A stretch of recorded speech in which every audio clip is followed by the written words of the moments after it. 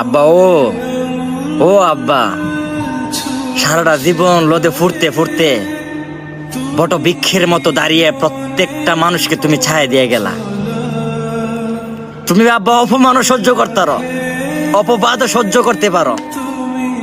এই জীবনের লগে এত দিনে বছরের পর বছর তুমি স্ট্রাগল করতে করতে তুমি নিঃস্ব হয়ে গেছো আব্বা। তারপরে তুমি হাল ছাড়ো নাই, তারপরেও তুমি হাল ছাড়ো না আব্বা। এই জীবনের লগে যুদ্ধ করতে করতে তুমি এখনো পর্যন্ত টিকে আছো। আর আমি, আমার মতো হাজারো সন্তান আব্বা অল্প বয়সে ক্লান্ত হয়ে গেছে আব্বা, অল্প বয়সে ক্লান্ত হয়ে গেছে।